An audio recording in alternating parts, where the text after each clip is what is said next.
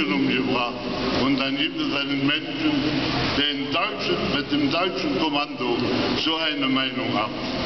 Wir sind nicht wachsam genug gewesen, wirklich nicht. Kollegen, denk mal zurück, 70er, 80er Jahre, wie wir gekämpft haben für den Frieden in Vietnam, wie hier in Aachen Tausende unterwegs waren. Denkt daran in den 80er Jahren, wie wir gekämpft haben gegen die Raketenstationierung, wie wir gekämpft haben gegen soziale Ungerechtigkeit. Und heute sind wir hier, ein paar Freunde, gute Freunde. Wo sind die Friedenscharanter von damals, die auf allen Veranstaltungen gesprochen haben? Ich sage ganz offen, wir sind heute Kriegspartei. Sie sprechen nicht mehr von dem Frieden. Sie lassen es zu, dass in Afghanistan bombardiert wird. Denkt noch an den Tanklastwagen, den man da bombardiert hat. Und 100 Menschen, über 100 Menschen sind umgekommen. Und dann das Allerschlimmste, dann kommt im Fernsehen ein Bericht, wo man Kindern eine Prothese gespendet hat.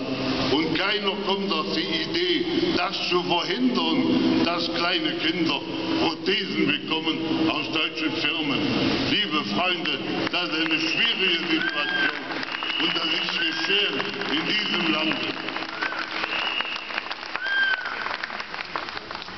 Die Süddeutsche Zeitung brachte am 20.04.10: Es wird also weiter gemordet. Wie am 4. September mit mindestens 140 Toten, die sich um einen Wagen, wo sie Benzin holen wollten. Und unsere Bundeskanzlerin sagte, wir haben die entschädigt. Sie haben eine bestimmte Geldsumme bekommen. Diese Bundeskanzlerin sagte damals als Fraktionsvorsitzende der CDU-Opposition, wie im Irak der Krieg losging, vorher, wenn die Iraker nicht die Bedingungen erfüllen, die sie gesagt bekommen, dass die Giftgas, Bomben, alles gefährliches Zeug hätte, Biowaffen, dann muss man dort eingreifen, mit aller Konsequenz. Wie wir so damals im Irak geht, wo ein Teil der amerikanischen Truppen ein zerschundenes, ein kaputtes Land, kaputte Menschen, Religionskrieg, alles ist dort. Und die Frau, unsere Bundeskanzlerin, ein CDU, also Christentum, hat so eine Meinung. Leute, wie können wir uns das gefallen lassen?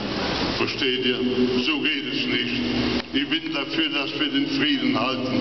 Ganz gleich wie der Frieden ist das Schönste, was es gibt. Könnt ihr euch vorstellen, wie wir nach Hause kamen 1947 aus Kriegsgefangenschaft, 50 Kilo schwer, was wir da gesehen haben. Unsere Eltern, unsere Kinder, alles war kaputt, alles. Wir waren moralisch, seelisch, wir waren keine Menschen mehr. Und dann haben wir dieses Land aufgebaut, mit allen Schwierigkeiten, die es gab. Wir haben auch soziale Probleme angepackt, damit die Renten in Ordnung können, durch die Gewerkschaften. Und jetzt baut man ab, jetzt haben wir ein Sparprogramm. Stellt euch mal vor, Hartz IV. Eine Würdelosigkeit. Vor kurzem sagt eine Frau von 60 Jahren zu mir, die gekündigt worden ist, weil sie 60 Jahre alt ist, weil sie zu alt ist.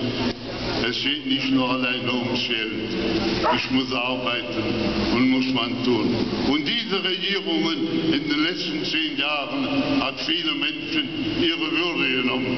Die wollen nicht von Hartz IV leben, die wollen menschlich leben, die wollen arbeiten. Ja, liebe Freunde, was soll ich euch noch? Es ist wunderbar, dass ihr heute gekommen seid. Und es ist wunderbar, dass wir die beiden Preisträger bei uns haben. Einen katholischen Priester aus Peru, einen katholischen Priester, der dort kämpft gegen einen amerikanischen Konzern. Das ist die Wahrheit. Nicht, wie Sie sagen, in Afghanistan tun sie etwas für den Frieden. Man sieht ja, wie ihre Konzerne handeln in Südamerika. Dort ruinieren sie Landstriche, weil sie Gold gewinnen. Und dieser Priester kämpft dort für seine Gemeinde. Er ist gemaßregelt worden, auch von Kirchenfürsten.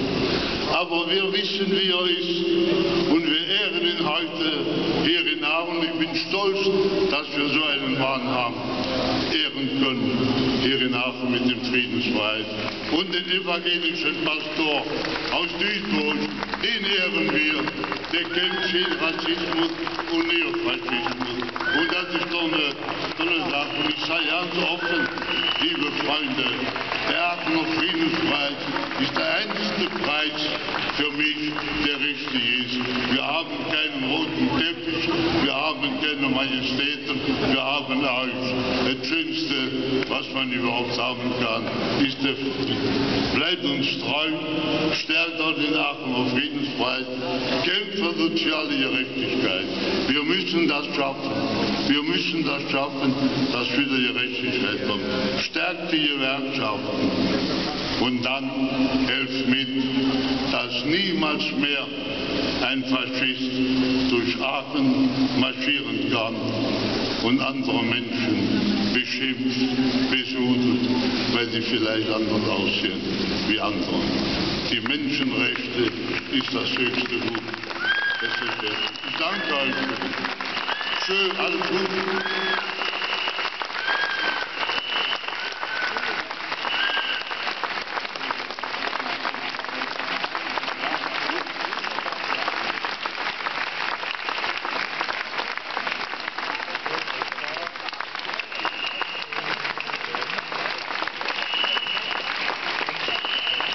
Ich werde dieses Jahr 89, es ist das letzte Mal gewesen, dass ich hier gesprochen habe.